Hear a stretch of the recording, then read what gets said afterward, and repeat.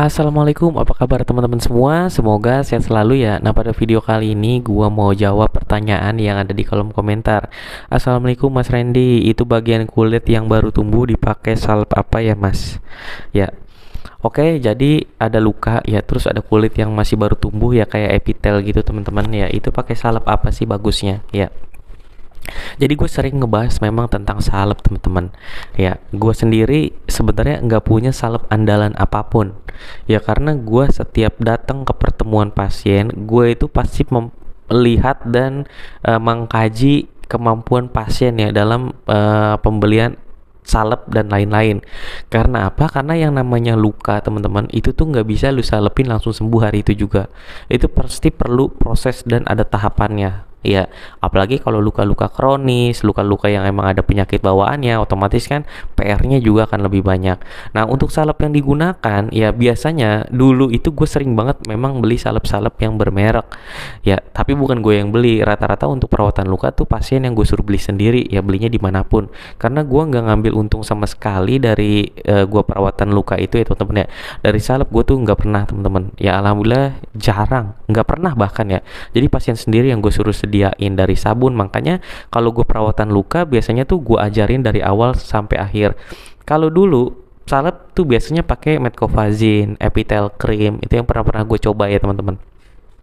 Sanoskin ya. Nah itu salep yang udah pernah gue coba. Nah semenjak gue ngelihat kondisi ekonomi keluarga, banyak banget pasien-pasien luka yang memang mengalami masalah finansial teman-teman, ekonomi. Ya ini di situ gue mikir ya, apa gue nggak bisa membuat salep sendiri gitu kan dengan kemasan yang setara dengan salep-salep yang bermerek. Akhirnya ya udah, akhirnya gue konsultasi ya ke temen gue yang memang di farmasi ya, begini, akhirnya jadilah ya salep yang gue buat sendiri. Ya memang teman-teman jujur aja ya, salep apapun salepnya kalau cara merawatnya benar itu bisa sembuh teman-teman, bisa membaik lukanya. Salep yang semahal apapun ya itu tuh perkembangan lukanya tidak terlalu jauh ya, perbedaannya tidak terlalu signifikan dengan salep-salep pada umumnya ya, dengan salep yang gua gunakan bahkan hampir sama dan hampir setara kalau menurut gua.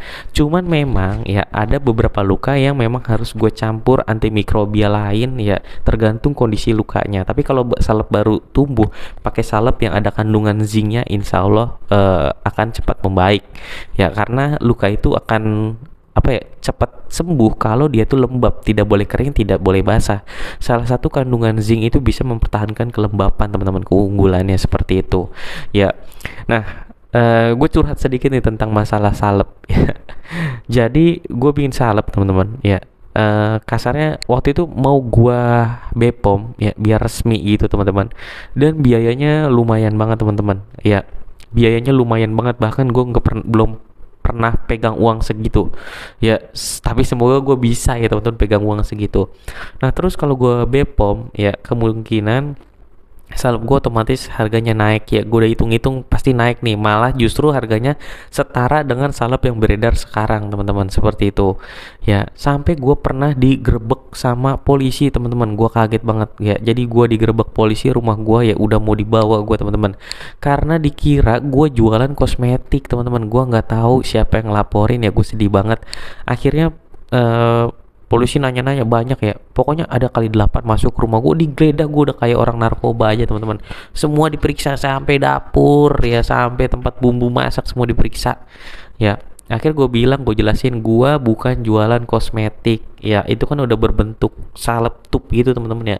Terus gue liatin gambar-gambar, emang bisa pakai ini kan salah satu, dia tuh curiganya gue jualan kosmetik gitu teman-teman ya. Ya akhirnya gue jelasin dari A sampai Z ya.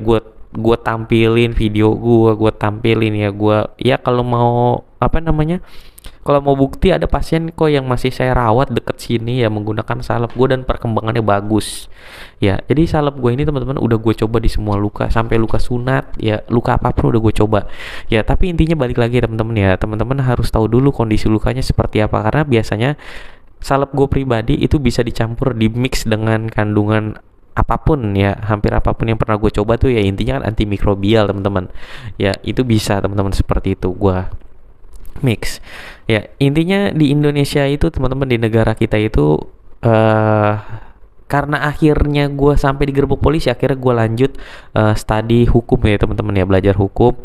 Ya, ternyata di negara kita ini nggak ada yang namanya asas keadilan, teman-teman. Sangat dipandang rendah ya asas keadilan. Makanya nggak heran kalau ada begal ditusuk sama korbannya dimatiin, ya justru malah korbannya yang dipenjara. Ya, nah terus karena viral, akhirnya yang korban yang nusuk itu malah dibebasin. Ya, kasarnya di negara kita ini no viral no justice, teman-teman. Ya, nggak viral nggak ada keadilan. Ya mungkin buat teman-teman yang nonton video ini, ya buat yang sedang rawat luka, semangat terus. Infonya hanya itu yang bisa gue bagikan dalam video ini. Sekian videonya kali ini dari gue, sampai ketemu lagi di video selanjutnya. Wassalamualaikum warahmatullahi wabarakatuh.